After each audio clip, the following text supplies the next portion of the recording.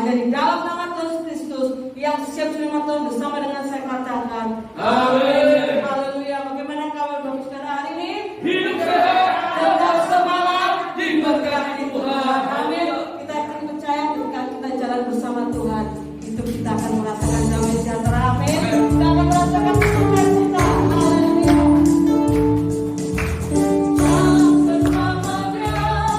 Pasti ada sukacita.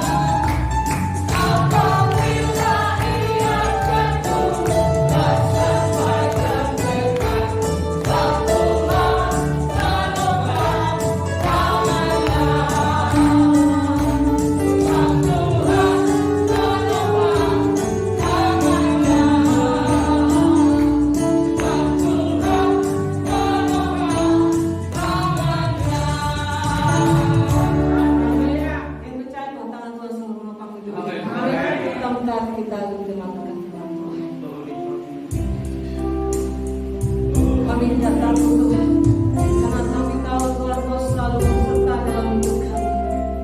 Haleluya Yesus.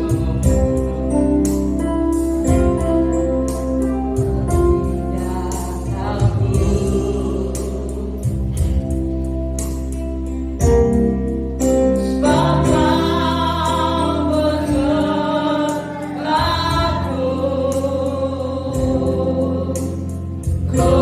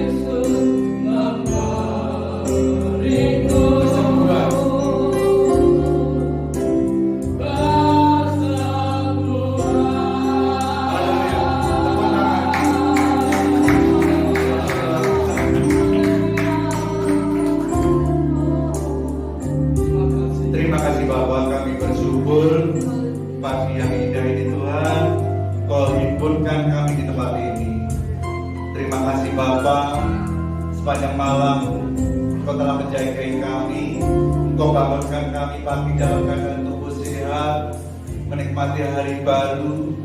Kami semua bersyukur di hadapan-Mu. Kalau kami ada itu karena anugerah-Mu, kami sehat karena kebaikan-Mu. Kesempatan yang Kau berikan atas kami rindu Tuhan menyenangkan-Mu. Kami rindu juga duduk diam untuk mendengarkan sebagian firman-Mu. Biarlah kami dikuatkan, diteguhkan, sehingga firman-Mu menjadi penuntun bagi hidup jalan kami untuk menghidupi situasi yang semakin hari semakin sulit ini Tuhan. Kami percaya apapun masalah kami, apapun persoalan kami, kalau Engkau beserta kami, pasti ada kemenangan, ada jalan keluar, ada berkat yang Kau beri atas kami.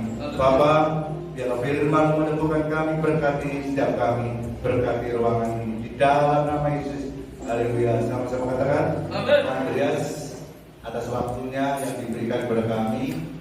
Ini jam 9:30. Saya mungkin berbicara tidak lama, mungkin 2 jam ya. 2 jam ya. Puji Tuhan. Saudara, kalau hari ini kita boleh mendengar kejadian peristiwa yang barusan kita lihat bersama, tidak ada yang menyangka ya, tidak ada yang tahu. Kebetulan orang tua saya itu dulu juga pelaut, ya.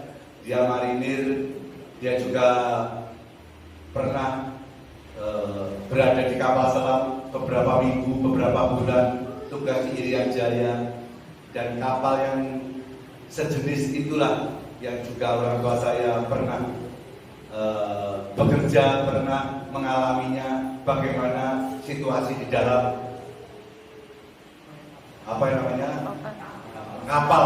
Kalau saudara tahu kapal yang di Surabaya, saudara, yang menjadi monumen, itu dulu orang tua saya, ayah saya, yaitu yang sekarang jadi monumen itu, yang pernah dapat tugas di Irian Jaya pakai kapal itu, saudara. Sekarang jadi monumen. Sekarang 402 kapalnya yang hilang, belum terdeteksi, hanya diperkirakan di teluk, di lautan, di Bali, antara Bali dan Banyuwangi, jalannya 850 meter. Sungguh saya sama istri miris ya, bagaimana orang yang di dalam kapal tidak ada udara, mungkin tidak ada cahaya, bagaimana rasanya, saudara? Pasti panik, pasti panik. Tapi kalau saudara hari ini diberi kesempatan oleh Tuhan, pertolongan oleh Tuhan, saudara bisa hidup sehat, bernapas, semua itu karena untuk kemuliaan Tuhan. Amin. Saudara ada karena Tuhan, saudara diberi kesehatan juga karena Tuhan. Saya bersyukur pagi hari ini boleh melayani di tempat ini sama-sama untuk memuliakan Tuhan. Karena apapun yang kita kerjakan, apapun yang kita lakukan, mari semua untuk kemuliaan Tuhan. Amin, saudara. Karena kita tidak tahu apa yang terjadi hari esok. Seperti ini, saudara, kapal ini tidak tahu. Waktu berangkat semua sukacita, tidak ada apa-apa, ternyata sesuatu terjadi. Kita pun tidak tahu akan apa yang terjadi esok hari. Tetapi di dalam Tuhan, semua hidup kita berserah kepada Dia, semuanya aman. Amin. Amin. Ya, mari kita akan baca sama-sama, saudara, 1 Korintus 10 ayat 13 ya. 1 Korintus 10 ayat 13. 1 Korintus 10 ayat 13 saya akan bacakan. Pencobaan-pencobaan yang kamu alami ialah pencobaan-pencobaan biasa yang tidak melebihi kekuatan manusia. Sebab Allah setia, dan karena itu Ia tidak akan membiarkan kamu dicobai melampaui kekuatanmu. Pada waktu kamu dicobai, Ia akan memberikan kepadamu jalan keluar, sehingga kamu dapat menanggungnya. Ya. Manusia hidup tidak luput dari masalah. Manusia hidup tidak luput dari pencobaan. Dan itu pasti terjadi, saudara. Dari Adam sampai sekarang, ya. Semua manusia selama dia hidup pasti mengalami 3 musuh itu. Pertama adalah pencobaan atau kesusahan atau masalah. Itu pertama. Jadi manusia hidup itu ada 3 musuh yang pasti dialami, dihadapi. Kedua, penyakit. Ketiga adalah kematian. Jadi selama kita hidup, selama kita bernapas, pasti kita akan mengalami namanya masalah. Pasti kita akan mengalami namanya kesusahan. Pasti suatu saat kita akan mengalami sakit penyakit. Suatu saat pun pasti kita akan mengalami kematian. Ya, semua orang itu pasti mengalami, tidak terkecuali, baik itu kaya, baik itu miskin, baik dia itu cantik, baik pun jelek, semua orang mengalami masalah, kecuali orang yang sudah mati, itu tidak akan punya masalah. Masalah-masalah itu harus kita hadapi, dan masalah itu bisa membuat kita maju, bisa membuat kita mundur di dalam Tuhan.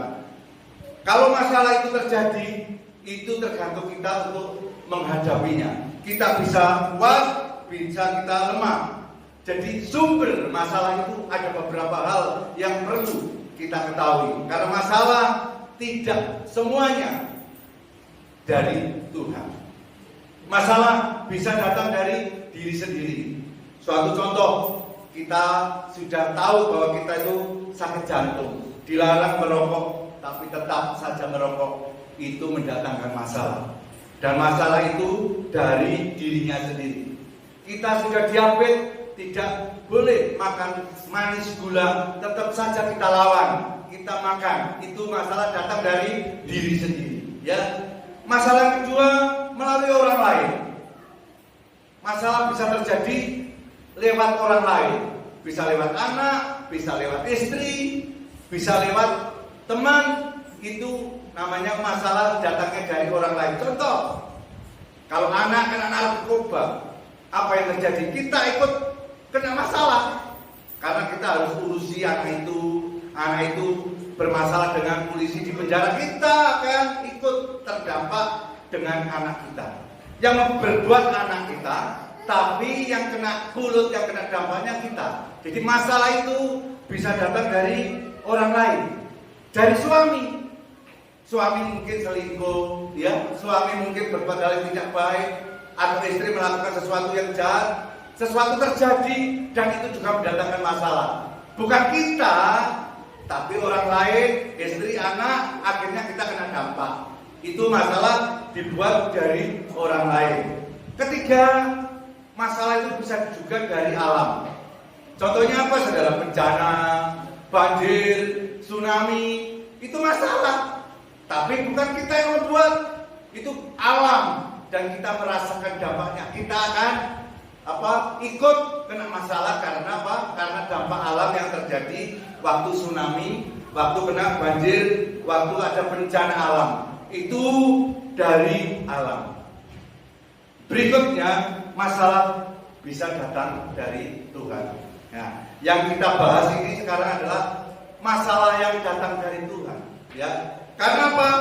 Tuhan mengizinkan masalah, mengizinkan pencobaan datang supaya kita kuat, supaya kita bertahan kokoh. Kalau tanpa masalah kita tidak akan mungkin bisa bergerak maju.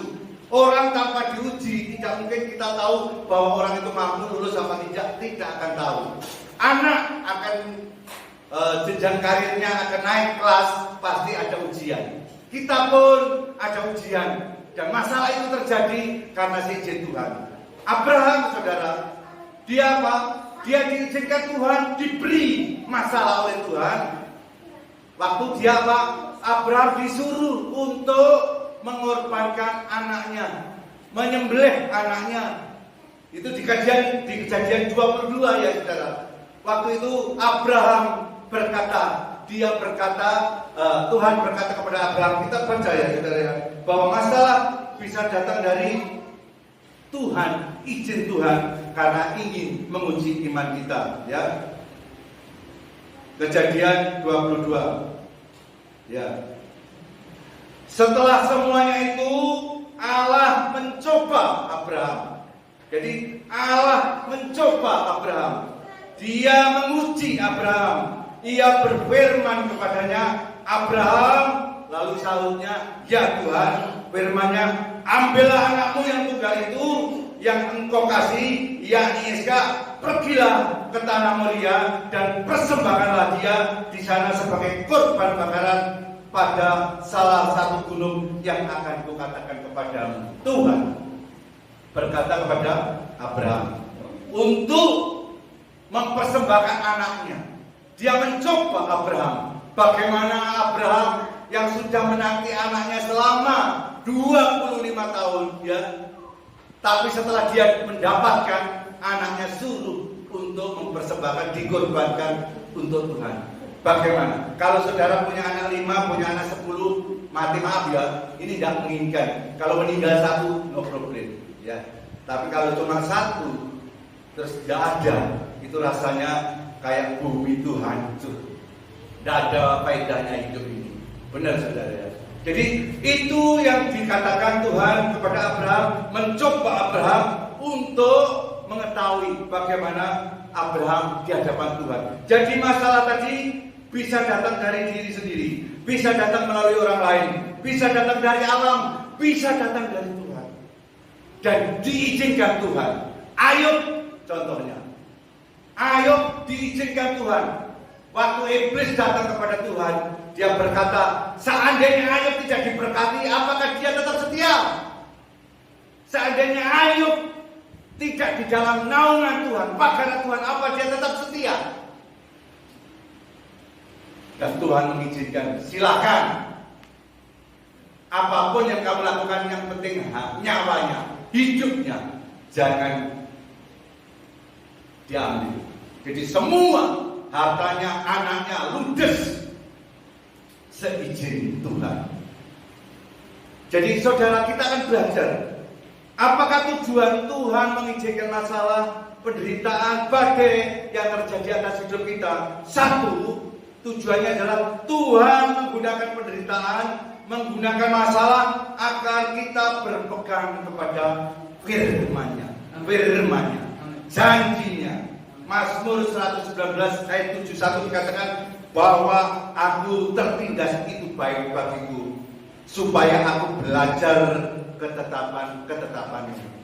Jadi pemazmur berkata, aku tertindas itu baik, supaya aku belajar akan ketetapan-ketetapan-Mu. Di dalam Mazmur 119 ayat 67 dikatakan, sebelum aku tertindas, aku menyimpang, tetapi sekarang aku berpegang pada janji-Mu. Jadi apa yang terjadi itu supaya kita kalau mengalami masalah, mengalami penderitaan, mengalami badai, supaya Tuhan menggunakan itu supaya apa? Kita berpegang, kita kembali percayai janji bahwa firman Tuhan itu ya dan amin. Amin. Firman berkata bahwa aku besertamu. Amin. Itu Tuhan berkata, kalau kita seandainya berlayar, saudara, kita berlayar saat suatu saat goncangan terjadi, waktu itu ada badai, seandainya itu kapal oleng, apa yang terjadi? Kita pasti cari pegangan yang kuat supaya kita tidak terlibat, kita tidak jatuh. Firman itu seperti itu. Jadi kalau saudara menghadapi masalah, berpeganglah kepada janji Tuhan. Amin. Tuhan yang sanggup menolongmu. Amin. Tuhan yang sanggup memberkatimu. Amin. Kalau engkau beserta Tuhan, siapa yang melawan kita? Amin. Dikatakan Roma 8 ayat 31, jika Tuhan ada di pihakmu, siapa lawanmu? Tidak ada. Percaya, yes Tuhan, aku percaya apabila saat ini aku mengalami masalah, aku berpegang kepada firman-Mu. Aku percaya goncangan yang ada hari ini Engkau izinkan dalam hidupku, supaya aku sadar bahwa ada kekuatan yang hebat di dalam nama Yesus yang selalu menopangku, selalu menyertaiku. Amin. Jadi saudara, kalau masalah itu terjadi atas hidup saudara, ingat, itu diizinkan Tuhan. Kalau itu masalahnya datang dari Tuhan.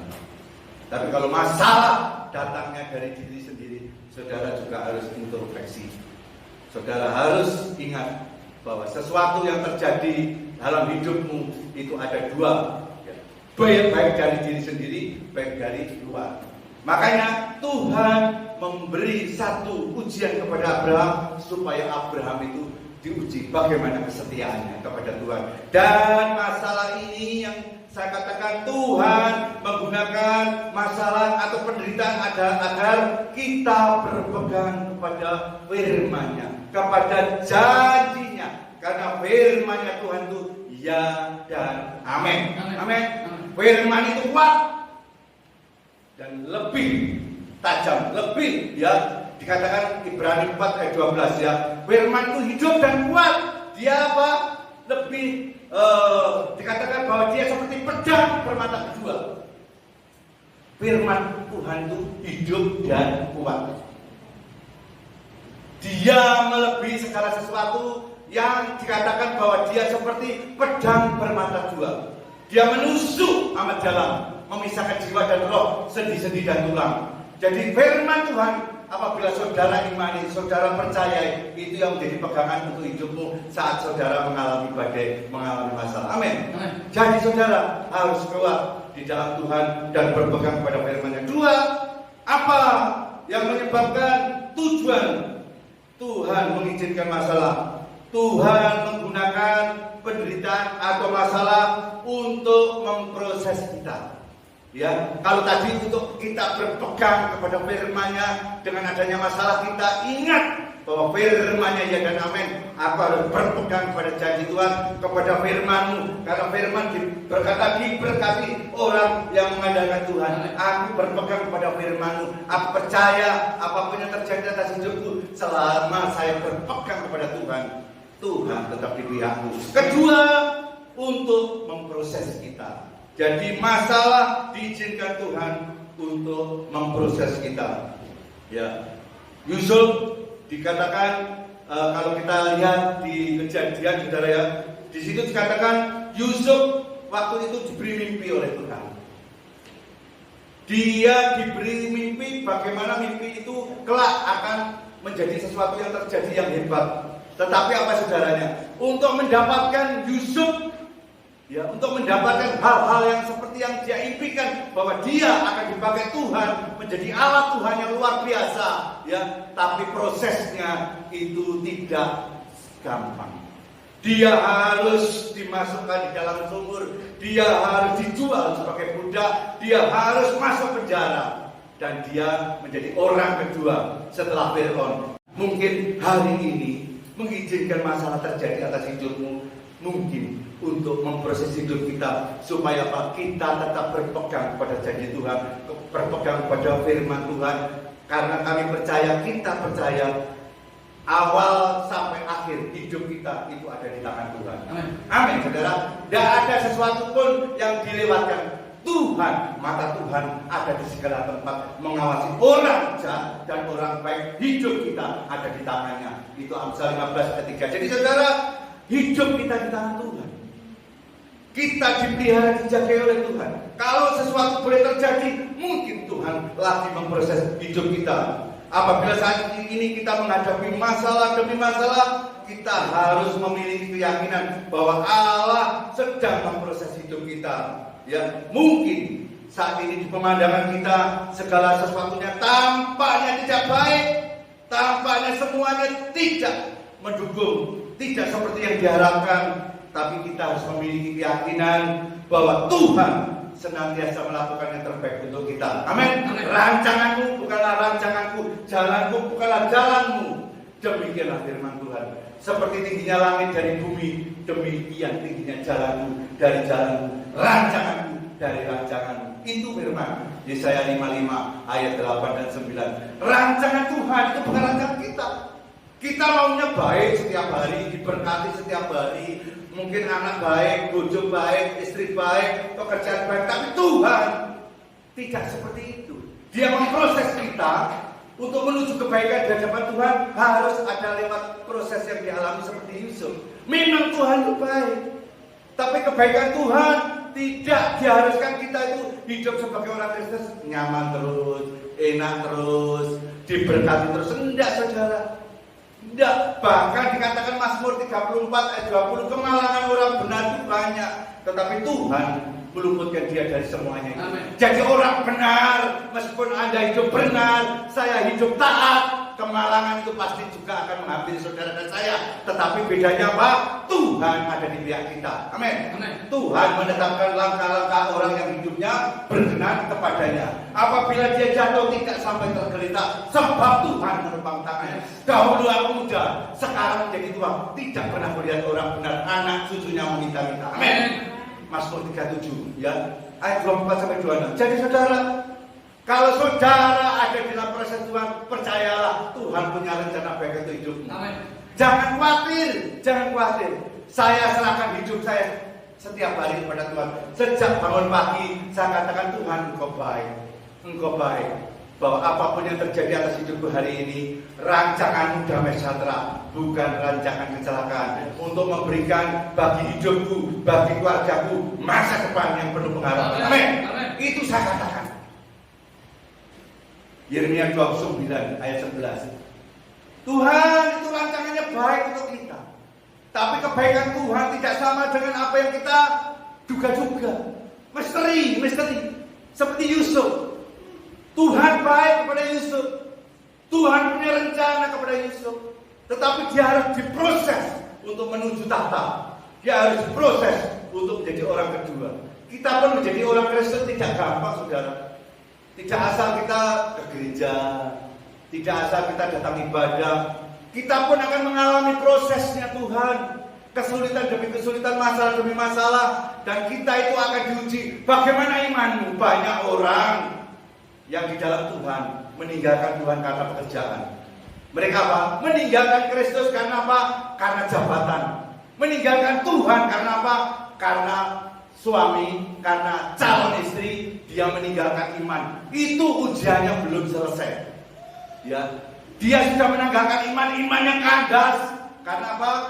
Dia sudah tidak mempercayai Yesus, bahwa Yesus sebagai juru selamatnya. Kalau saudara dan saya mempercayai Yesus sebagai juru selamatnya sampai akhir, dan saudara percaya bahwa keselamatan tidak ada di dalam siapapun juga selain di dalam Dia, sebab di bawah kolong langit tidak ada nama lain yang diberikan kepada manusia yang oleh yang kita dapat diselamatkan. Amin. Itu ada di dalam Kisah Rasul 4 ayat 12. Keselamatan itu hanya di dalam Tuhan. Jadi saudara diuji.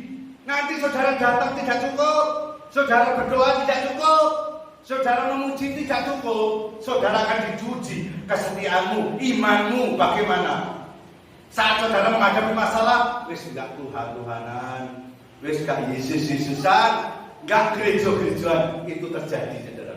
Itu banyak orang terjadi. Banyak yang orang yang berkata, di firman Tuhan dikatakan orang yang dahulu menjadi terkemudian, yang terkemudian menjadi terdahulu. Jadi saudara melihat saudara, kesetiaan saudara, iman saudara, proses saudara di hadapan Tuhan bukan awal, bukan tengah, tapi saat kita menutup mata dipanggil Tuhan, bagaimana iman kita? Apakah seperti Rasul Paulus, aku telah mengakhiri pertandingan dengan baik, aku telah mencapai garis akhir, aku telah memelihara iman. Ya, apa seperti itu? 2 Timotius 4 ayat 7. Aku telah mengakhiri. Banyak orang yang tidak bisa mengakhiri pertandingan. Di tengah perjalanan saat diproses mundur. Saat diproses tidak Tuhan-Tuhanan. Tapi Yusuf contohnya, bagaimana dia harus mengalami kesulitan demi kesulitan, tapi dia jadi pemenang sampai akhirnya. Rencana Tuhan digenapi. Waktu kelaparan Bani Israel, dengan tangan Yusuf, kebijakan Yusuf, semua bisa tercukupi. Jadi saudara tidak cukup kalau saudara cuma datang beribadah, tidak cukup. Saudara nanti kelak akan mengalami ujian, proses, masalah. Badai itu akan selalu menyelimuti kita dan menghampiri kita. Apakah kita mau melawan badai? Apakah kita bisa mengalahkan badai atau tidak? Apakah kita digulung oleh masalah itu? Mari kita pujikan satu pujian yang ingin saya lakukan.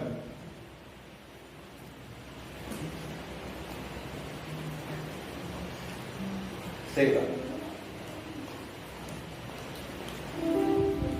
Engkaulah perisaiku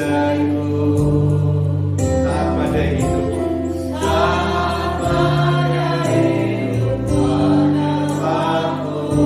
Firman-Mu di dalamku, Firman-Mu di dalamku, tenangkan jiwaku, tenangkan jiwaku. Bukan berdiri di tengah badai, dengan kekuatan yang Kau berikan. Sampai kapanpun, bukan bertahan, karena Yesus selalu menopang hidupku.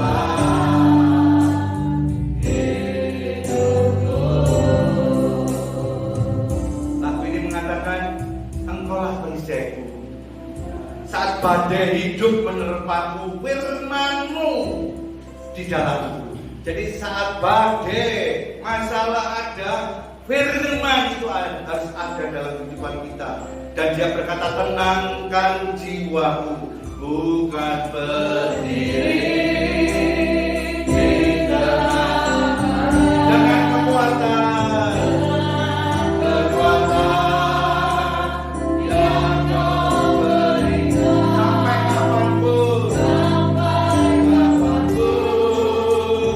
bukan bertahan, karena Yesus selalu menopang. Bukan berdiri. Amin. Aku akan berdiri, Tuhan, apapun yang terjadi. Kekuatan yang Kau berikan. Sampai kapanpun, bukan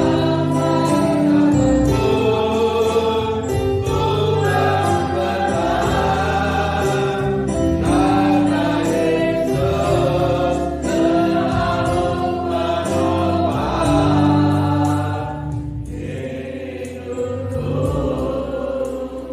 Yesus selalu menopang hidupku. Yesus selalu menopang hidup.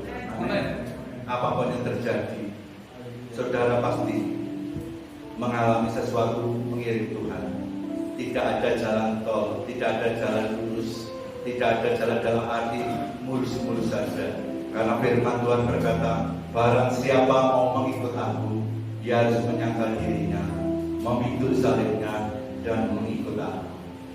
Orang yang mempertahankan nyawanya akan kehilangan nyawanya. Tetapi orang yang kehilangan nyawanya karena aku, dia akan memperolehnya. Apa gunanya kamu memperoleh seluruh dunia ini, tetapi kehilangan jiwamu? Tidak ada gunanya. Matius 16 ayat 24 sampai 26. Barang siapa mau mengikut Yesus, dia harus menyangkal diri, mengikut salibnya, baru mengikut Tuhan. Tidak gampang saudara menyangkal diri, tidak gampang. Memikul salib tidak gampang, karena salib itu adalah lambang penderitaan. Salib itu lambang kesesakan. Kalau saudara mengikut Tuhan, harga itu tidak harus suatu saat dibayar. Dibayar. Mengikut Yesus keputusanku. Tetapi harganya aku tidak mau. Oh, tidak bisa. Aku mau mengikut Yesus. Mengikut Yesus keputusanku. Tapi waktu menderita, tidak mau Tuhan. Aku tidak mau Tuhan menderita. Aku tidak bisa.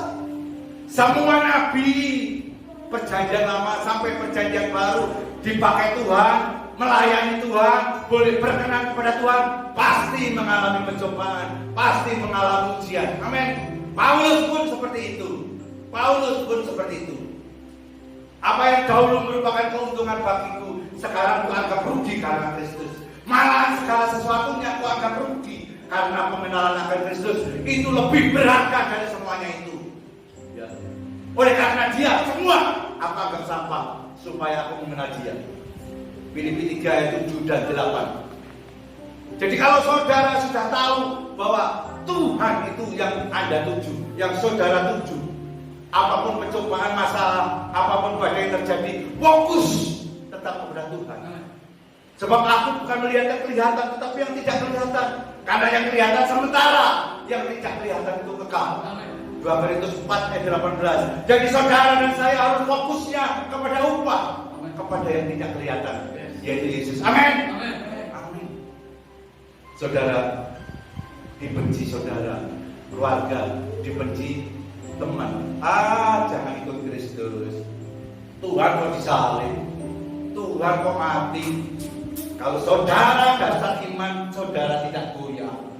Saudara tidak goyah, tetap di dalam Yesus, saudara akan menerima upah. Tapi kalau iman saudara goyah, saudara akan murtad.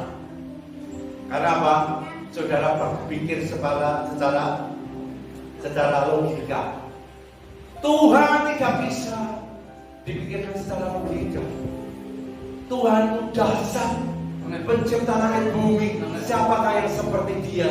Siapakah yang menjadi penasihatnya? Tidak ada, saudara. Tidak ada. Jadi saudara dan saya, pengirim Tuhan, harus siap untuk mengalami proses. Amin. Saudara pasti dibenci oleh keluarga, dibenci oleh teman, dikucilkan oleh mungkin sanak saudara. Tetapi selama saudara tetap berpegang, sekali Yesus tetap Yesus. Apapun yang terjadi, saya tidak mundur. Nyawa pun saya pertaruhkan, seperti Rasul Paulus katakan, apa yang dahulu merupakan keuntungan, sekarang anggap rugi karena Kristus. Kalau itu sudah menjadi keputusan saudara, tidak ada yang menarik lagi. Dunia ini akan menuju kepada kehancuran, tetapi kita bersama Yesus akan menuju surga di dalam kekekalan. Amin. Dan Tuhan berkata, barang siapa menang, kepadanya akan kuberikan kuasa atas bangsa-bangsa. Barang siapa menang, kepadanya akan kuberikan baju putih, namanya tidak aku hapus dari kitab kehidupan, dan aku akan mengaku namanya di depan Bapakku. Itu yang akan kita cari, saudara. Kelak kita dipanggil Tuhan. Aten. Oh, Tuhan Yesus berkata, ini anakku, ini pilihanku, masuklah ke tempatmu yang telah kusediakan. Amin. Ini yang harus kita tuju. Jangan sampai berkata Tuhan, Tuhan, aku telah membuat mujizat demi namamu. Aku telah membuat tanda-tanda ajaib demi namamu. Aku telah bernubuat demi namamu. Tapi Tuhan berkata, hanya engkau, aku tidak mengenal engkau. Hei, engkau sekalian membuat kejahatan. Jangan sampai terjadi. Matius 7 ayat 21 di situ kita. Mari saudara dan saya, kita tetap setia. Apapun proses yang terjadi, Tuhan itu baik. Amin. Amin, saudara. Yang ketiga, saudara, Tuhan mengizinkan penderitaan terjadi, masalah terjadi, badai hidup terjadi untuk memurnikan iman kita. Dalam Petrus 1 ayat 7 dikatakan, maksud semuanya itu ialah untuk membuktikan kemurnian imanmu yang jauh lebih tinggi nilainya daripada emas yang fana, yang diuji kemurniannya dengan api, sehingga kamu memperoleh puji-pujian dan kemuliaan dan kehormatan dari pada hari Yesus Kristus menyatakan dirinya. Saudara, saat kita diuji, saat kita mengalami masalah, Tuhan izinkan untuk memurnikan iman kita melalui penderitaan, melalui masalah. Iman percaya kita kepada Allah diuji, iman kepada Kristus kita diuji. Apakah kita murni mengikut Tuhan? Apakah kita punya tendensi lain? Iman kita bisa jatuh, iman kita bisa lemah, iman kita bisa kuat. Tergantung kita. Kalau ada masalah, iman itu akan nampak bagaimana imanmu di hadapan Tuhan. Kalau iman itu dipelihara, iman itu disemai, iman itu dikasih rabuk, seperti apa saudara tanaman, iman itu akan bertumbuh kuat dan berakar dan berbuah. Karena iman itu seperti otot, saudara, bisa kuat kalau dilatih. Jadi saudara dan saya punya iman harus dilatih supaya iman kita dimurnikan, iman kita semakin kuat. Karena iman kita ini menunjukkan seberapa kita pengenalan kita akan Tuhan. Itu bisa dilihat dari bagaimana kita mengenal firman Tuhan. Amin. Karena lewat firman itulah iman kita nampak. Orang yang tidak ada firman, imannya tidak akan kuat. Tetapi kalau ada firman dalam hidupnya, iman itu akan kuat, teguh, kokoh. Karena iman itu bisa diberi makan oleh hanya dengan firman. Ya, dikatakan seperti ini, saudara. Sebab firman itu dekat di dalam hidupmu, di dalam mulutmu, dan di dalam hatimu. Ya, itu ada di dalam Roma 10 ayat 8. Firman itu dekat di dalam hatimu, di dalam mulutmu, yaitu firman iman. Firman iman. Jadi iman itu harus kuat. Kalau ada firman baru bisa kuat. Karena firman iman itu ada dekat mulutmu, ada di dalam hatimu. Perkatakan itu dan engkau akan menjadi kuat di dalam Tuhan. Amin. Karena firman tidak bisa, saudara, 1 minggu 1 kali cukup. Tidak. Saudara akan lemah. Saudara, maaf saudara, kalau saudara 1 minggu hanya saudara memberi roh saudara, makanan untuk roh saudara hanya 1 kali saja setiap minggu, tidak akan kuat. Karena roh, iman, jiwa kita, hati kita itu bisa diisi setiap hari, juga seperti manusia tubuh jasmani diisi setiap hari. Tubuh bisa kuat kalau makan. Roh kita bisa kuat juga kalau ada makanan. Makanannya adalah firman. Firman. Jadi saudara, 1 minggu tidak cukup. Saudara harus dengar mungkin radio, saudara dengar di YouTube, saudara dengar mungkin puji-pujian firman lewat online. Saudara harus semakin banyak kita mendengarkan firman, karena firman timbul dari pendengaran. Pendengaran akan firman Allah. Roma 10 ayat 17. Jadi firman timbul dari pendengaran. Jadi iman timbul dari pendengaran. Jadi saudara dan saya, kalau iman mau kuat, saudara harus banyak mendengarkan firman. Itu ada di dalam ayat Roma. Jadi saudara bisa firman itu dari membaca, mungkin mendengarkan tadi setiap minggu khotbah, setelah itu pulang saudara mengimani, memperkatakan. Saudara, saya mohon maaf saudara, bukan saya sombong saudara ya, tapi saya melatih diri saya. Saya melatih sendiri. Saya kemanapun sama istri saya, sama anak saya, wis kamu keliling ke mall.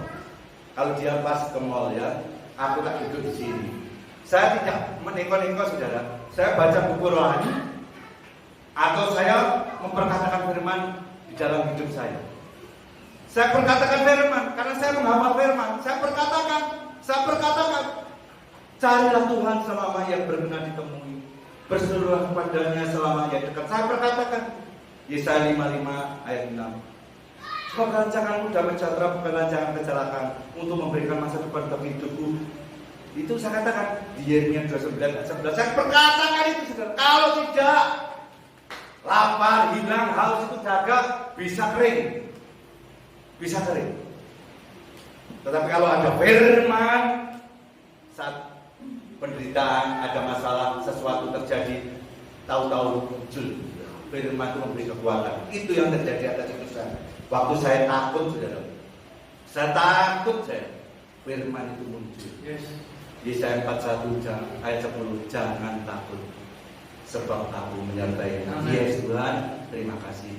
Aku percaya, kalau engkau percayakan firman-Ku, engkau harus percayai di dalam tindak tandukmu, tingkah lakumu. Maka saya berkata, ya Tuhan, aku tidak takut. Waktu saya khawatir akan masa depan anakku, akan pekerjaanku, firman itu muncul.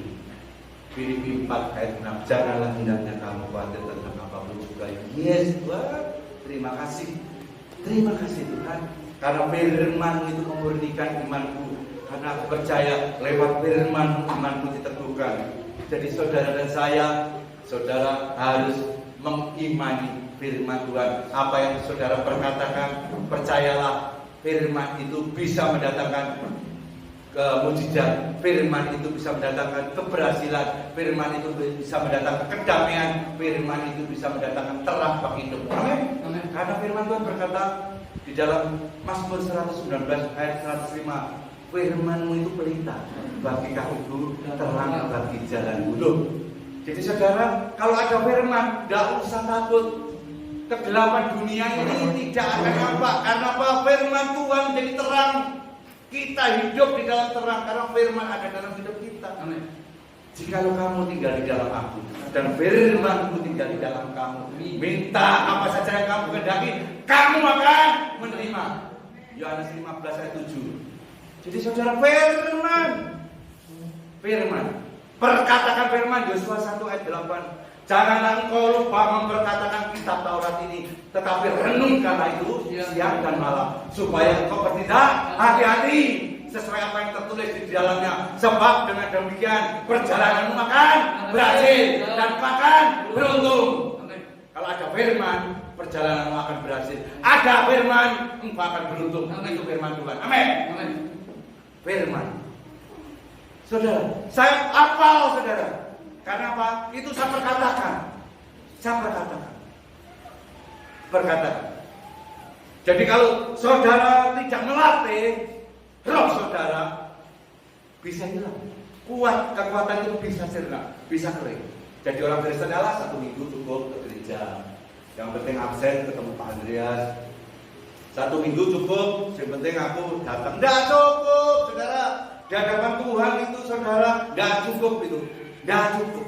Saudara harus mempertebal imanmu, rohmu, ya, supaya kuat di dalam Tuhan untuk berjalan dan bersama Tuhan ada firman. Amin. Ayo satu lagu terakhir saudara, kita akan lakukan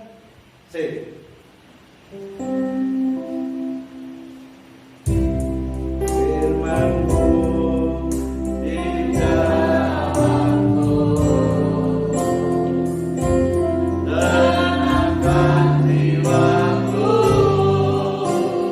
kuatkan diri di tengah bahaya, dalam kekuatan yang Kau berikan. Sampai kapanpun ku kan bertahan,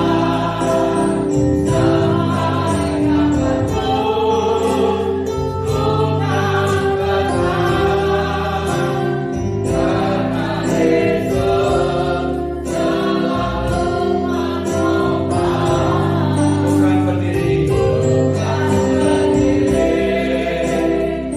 badai, dalam kekuatan yang Kau berikan.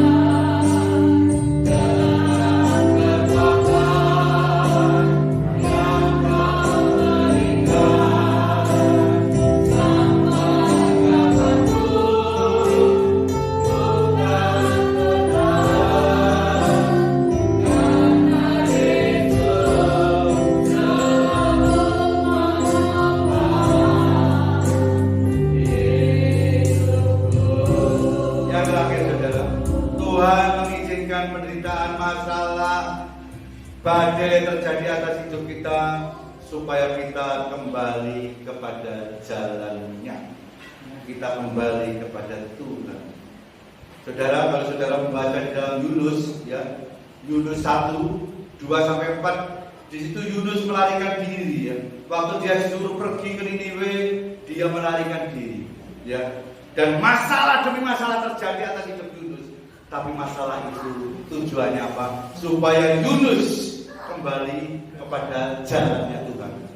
Kalau hari ini saudara dan saya punya masalah, saudara mungkin ya ada sesuatu yang Tuhan maksudkan, bahwa itu untuk menguji imanmu, untuk kembali kepada jalan Tuhan, supaya Tuhan berkata, hei anakku, aku telah menantikan engkau, mari kepadaku. Seperti anak yang bilang, dia sudah pergi meninggalkan bapaknya, menjual warisannya, hidup foya-foya. Tapi saat dia kembali kepada bapaknya apa? Dia memberi sambutan yang luar biasa.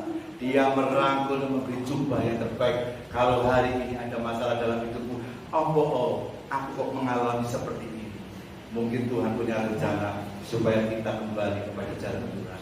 Kita tetap mengingat kebaikan Tuhan. Tuhan punya rencana yang indah bagi hidupmu. Seperti Yusuf tadi, saudara, proses itu harus dijalani. Percayalah bahwa Tuhan itu baik. Amin. Tuhan itu baik. Apapun yang terjadi atas hidupmu, jangan takut. Yunus, waktu dia lari dari Tuhan, dia tidak mengindahkan firman Tuhan. Ada masalah terjadi. Jadi saudara, kalau saudara ada sesuatu terjadi, mungkin ada masalah, ada dosa yang menghimpitmu, yang menerpamu, yang engkau geluti, yang engkau tidak pernah tanggalkan, itu yang membuat Tuhan tidak mendengar doa-doamu. Ya, itu bisa terjadi. Supaya kita kembali, baiklah kita ingat bahwa Tuhan menanti hidup kita, menanti janjinya untuk kita, bahwa semua apa yang kita kerjakan, apa yang kita lakukan, Tuhan sedang menanti bahwa Tuhan itu baik. Amin, saudara. Tuhan berkata, sebab tanganku tidak kurang panjang untuk menyelamatkan, pendengaranku tidak kurang tajam untuk mendengarnya.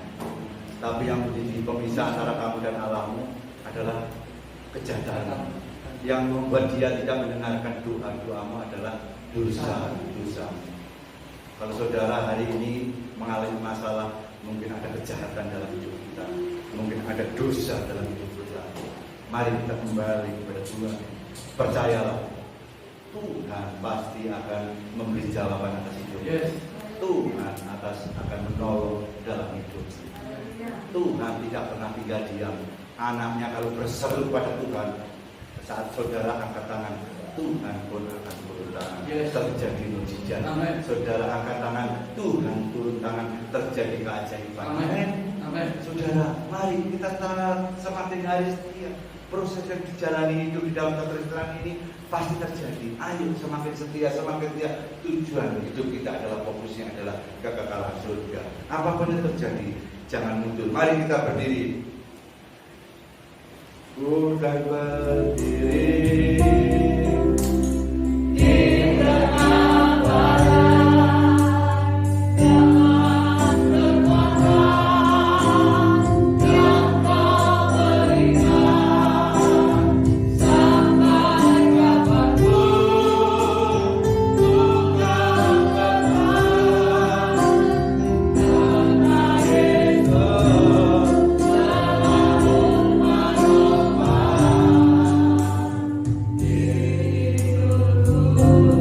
Saudara, mungkin saudara tanya kepada diri sendiri, apa yang saudara lakukan berbuat selama ini di hadapan Tuhan? Mari kita kembali kepada jalan Tuhan.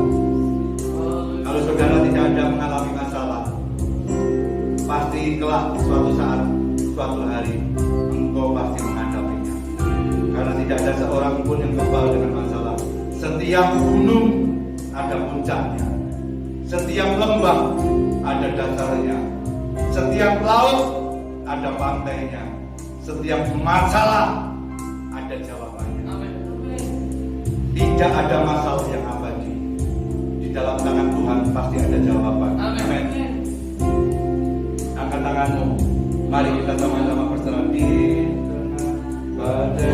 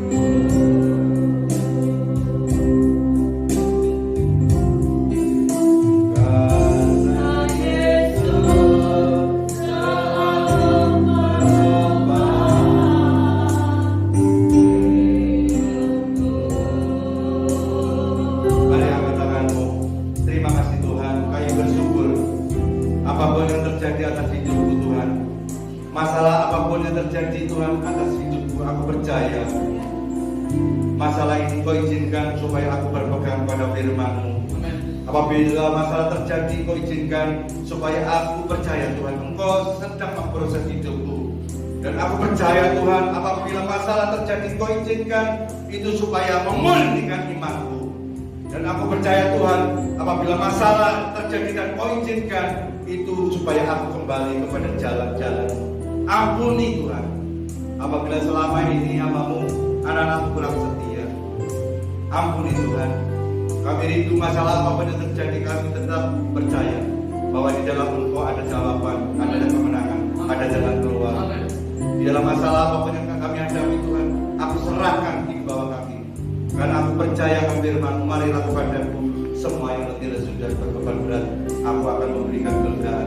Tuhan, aku percaya anak-Mu pagi hari ini Tuhan, apapun masalahnya Tuhan, Engkau sanggup memberikan kelegaan, Engkau sanggup memberikan jawaban, Engkau sanggup memberikan kemenangan.